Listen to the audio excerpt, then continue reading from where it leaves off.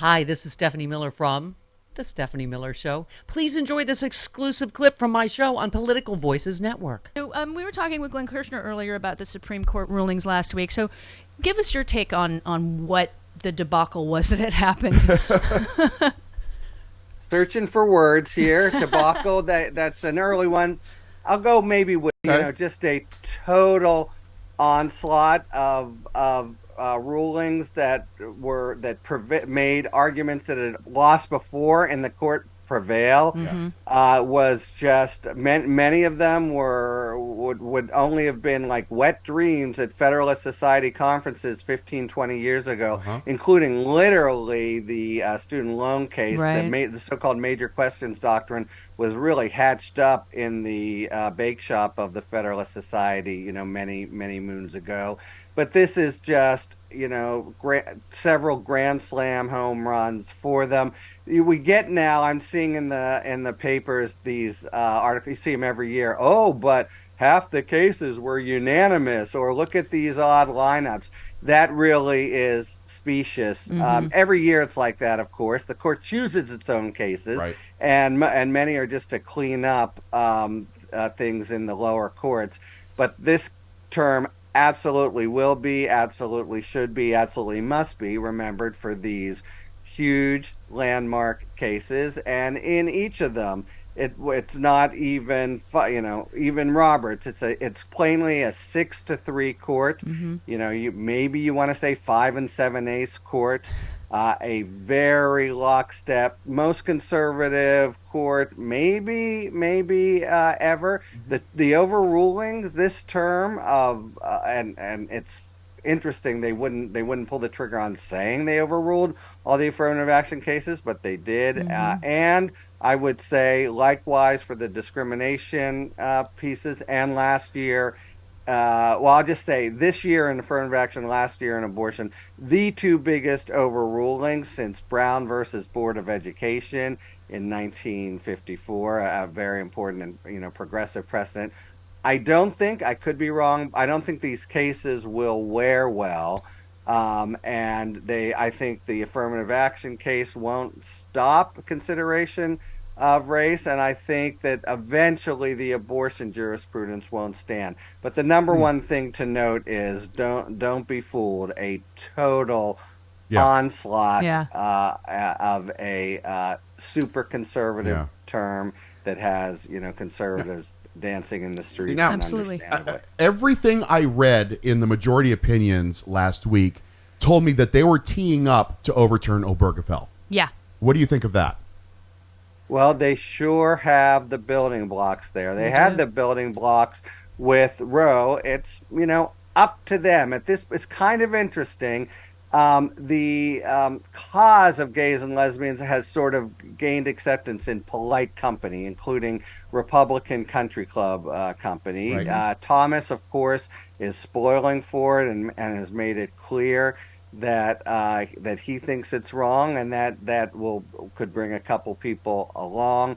Moreover, there's the emergence in the 303 creative case of a real solicitousness on the court's part for what you have to call homophobia in the form of, let's call it, earnest religious beliefs. That case was all ginned up by a conservative group. So I think the court identifies strongly with the sort of religious evangelical sentiment that's, hews to the view marriage is between one man and one woman. So, they let bombs off, and they can't totally control the aftershocks. Yeah. Somebody will bring that case, right? Sure. Maybe they'll bring it twice, maybe 4 times, and maybe a court of appeals applying Dobbs will say, Obergefell, we can't overturn it, but it looks like bad law. And then will they be able to duck it? I think in their overall agenda, overturning Obergefell is not top of the list the way affirmative action and abortion were, but it's totally in place. And I'll say this, if the issue comes up and they don't overturn, they're going to look, completely unprincipled and, if the shoe fits, because the reasoning they tried to say last year, oh, there's something special and outlying about abortion and Roe. It's just wrong in their jurisprudence. So they can't apply it fairly and the way you apply precedent and still let Obergefell stand. So, I wouldn't be confident if I were someone who, really care. Well, I wouldn't be confident. I am, and I think most of society cares a lot about the issue. Absolutely, absolutely. And let's kind of switch gears here. With regard to the Jack Smith, the documents case, and then January 6th. Go. Discuss. Yes. Amongst yourselves. Look, all kinds of activity. First, always remember, we get a few rocks thrown our way, and Smith has a mountain. Sure. But it's really clear that he's zeroing in on things that happened in the post-election period. To me, the big question is he looking to make at least first, this could go on for years, but is he looking in the first instance to make a sort of discrete and manageable case involving just the false electors? A lot of reason to think that's where the emphasis is. Or is he looking to put together a kind of sprawling case of the sort that Fani Willis, I think, will be unveiling in a couple weeks in Fulton County? My best guess is the former. I think that's the smarter move. And, he can't be too focused on the electoral clock. Nevertheless, it's, a small case that's out of the D.C. District Court, which is where it would be, really is a nice kind of insurance policy against possible delays and problems down in the Southern District of Florida with the Mar-a-Lago case. But anyway, he's now really in the inner circle of the people that Trump was listening to, because no one else would tell him what he wanted to hear, at the very end, the Giulianis, Sidney Powells, Jenna Ellis's of the world. Regarding the documents case, do you think they're going to bring charges out of Jersey too, or just keep it in Florida?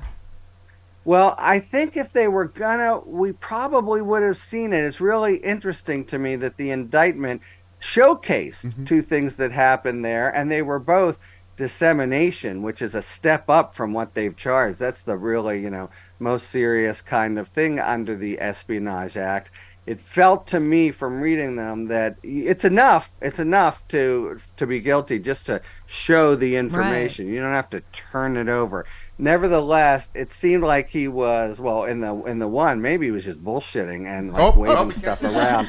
But I'm not sure they have, beyond a reasonable doubt, witnesses to say, yes, he showed this to me. And so I think from the little bit we know so far, they may not have it yet. Okay. And you said that the only thing I'm gonna quote you to you. Okay. You said he's toast, Donald Trump, and you said he only has one option, and that is if he or some other Republican gets into the White House again. Can a president self-pardon? The short answer is I don't think so, but it doesn't matter. By the way, on that, it sounds colorful, toast. But he is toast. The cases are overwhelming. At the best he could hope for might be a holdout juror, but then they would retry. Right. But the big point here is even if a trial is completed, the appeals won't be. Right. And as long as the appeal is pending, it's not a matter of a pardon. It's just a matter of telling the Department of Justice to stand down, and the case withers on the vine before it's complete. So we won't have. I think he can't pardon himself. That's the better answer, of course. Like with so much with Trump, we don't. It's all first time. Right. But it doesn't matter if a Republican gets in. I think the whole thing goes away, and it's a travesty. It's bigger than Trump. The sort of national reckoning we need. Yeah, Sure. we definitely do. Go. One thing I always learned with Trump is that a lot of things that were traditional need to be codified into law. Yes. Yes, things that were norms need to be things codified. that norms need to be codified into law because he broke every norm that was possible. Absolutely. And also I think the OLC memo that you cannot indict a sitting president needs to go bye-bye. Okay, I mean, we'll see. I just want to say that could happen, but there's value sometimes in having norms rather than laws. But of course that assumes the good faith of people in government, not to run a bus over and then back up over them again. Exactly. And that's exactly what Trump did to a lot of these norms. To a lot of them, it's horrific what one man did in such a short period of time to this country. 1 million people are dead because of his COVID response. I mean, it's just worse and worse and worse. Yeah. And can you believe it? We're still here. What the hell? But Yeah, exactly.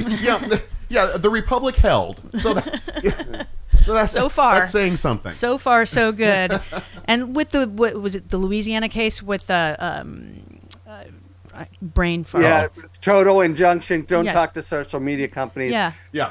So bizarre and crazy. Don't think it'll hold up. But basically, this is what government. I was in government. You do it all the time. Right. You work with. You try to help out and give stuff. And it really is the like a total embodiment of the conservative paranoid conspiracy idea that government isn't trying to help. It's just inculcating liberal values in the woke state. It's nuts. It's really nuts. And it's dangerous. Yeah. Imagine if government can't try to help social media companies. One of the big things was, people saying don't take vaccines, and government thinks for good reasons, vaccines are a good idea. Yeah. If that were really against the law because of the First Amendment, you can redouble the death toll from COVID. Exactly. Well, sir, I love your podcast, Talking thank you Feds. so Everybody much. listen to it. You're going to learn so much. Yes, it's available on any